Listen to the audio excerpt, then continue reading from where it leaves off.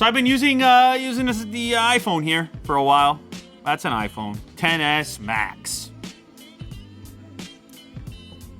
Did I satisfy anyone? No. Okay, I satisfied no one because everybody's gonna say, "Oh, you don't understand. It's better." And then on the flip side, everyone's gonna say, "Why would you do that? Why were you using it?" There was so many thumbs down on the video. I'm like, "Oh, I'm gonna switch to the iPhone." It's all crazy, to be honest, guys. I've been saying it. Please hear me on this. Like, these things, they're tools. Like, you don't have to fly the flag. All right, like, you don't have to carry the torch for these brands. They just want a few dollars from you.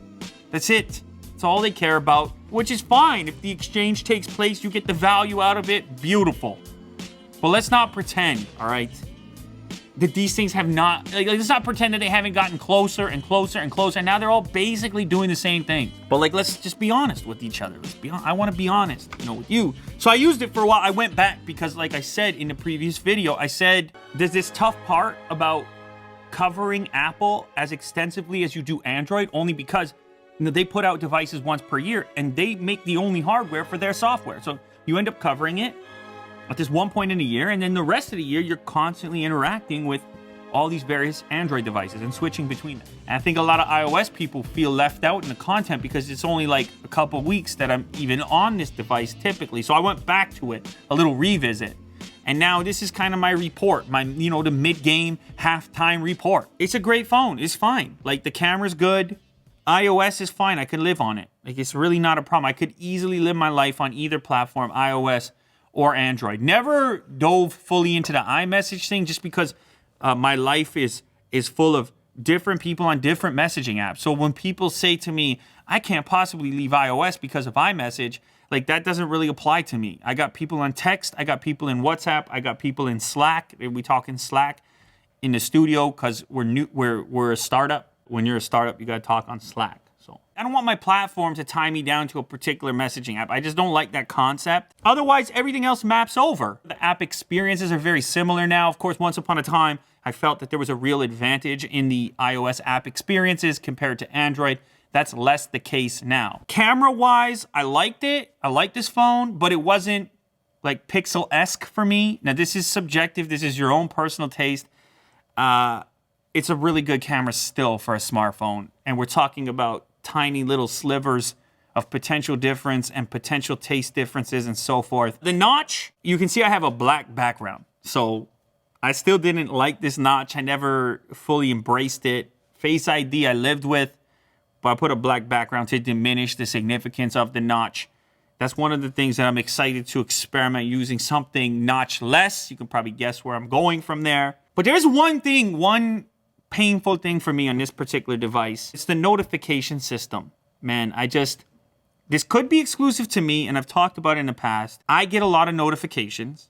Likely some of that has to do with the fact that a lot of people, tweet at me. And even though I have stuff turned off, do not disturb, my notifications page is such a disgusting nightmare most of the day.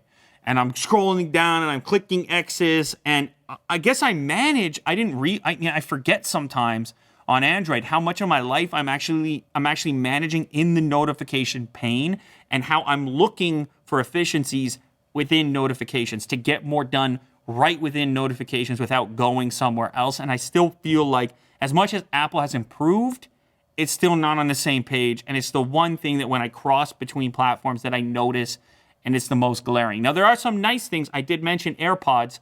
I find AirPods to be very convenient, and pairing them on an iOS native device, super easy to do. So seamless. You just get to skip a step compared to the Android counterpart. So nothing wrong with the phone. Lots of people are happy with the phone. It's fine. Okay, it's just fine. Bottom line. But of course, things have moved on. Things have progressed. And so it's time to flip over. That's a recap on my experience.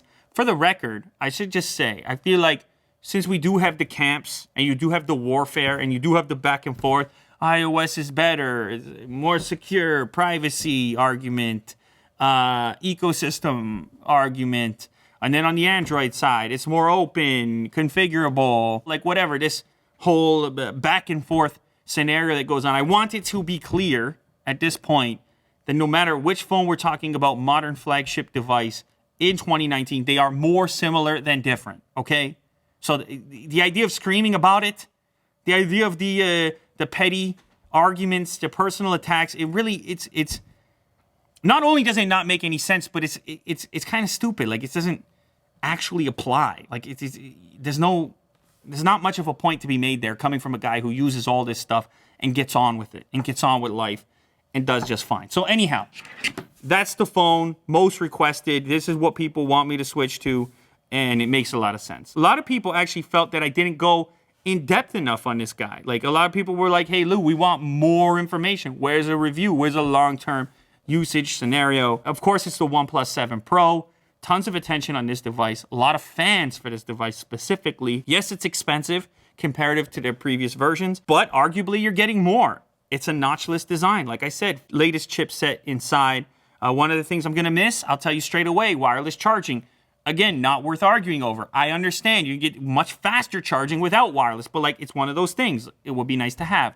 Why not have it? I'm still kind of mad about it. But anyway, I'll move on. I'll get past it. Another area of concern for me is right here on the back on the camera. I heard that they're going to... Look at that finish, though. Holy moly. On camera, that looks wild.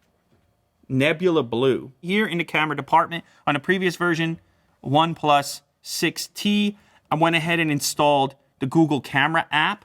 Loaded the APK on there and saw improvements in the camera performance. So I think a lot of this has to do with software, but if you watch the original video on this, I wasn't super impressed with my initial tests on the camera. Not the most friendly there on the contrast. It blew out my cheek. OnePlus, to me, now it's kind of into premium territory.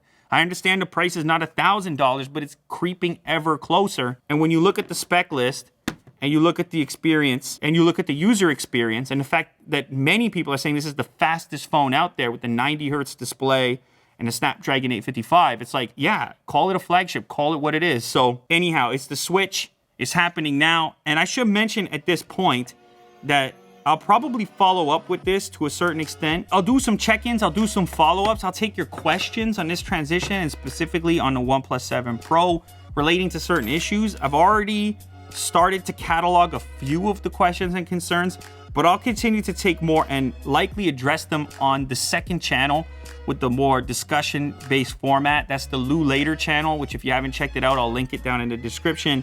And if you do have questions, specific questions about this, you can hit up Willie Do.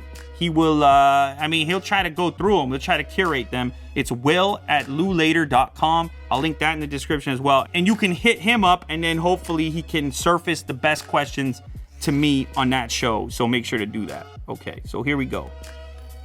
SIM card tray. And the SIM is in. All right, there we go, Jack. It's official. The SIM is in. I'm back on Android for now. Like, it's no fanfare. Nothing to celebrate. All right, this ain't about the fanboy situation. This is just life in the fast lane, in the tech game, on YouTube.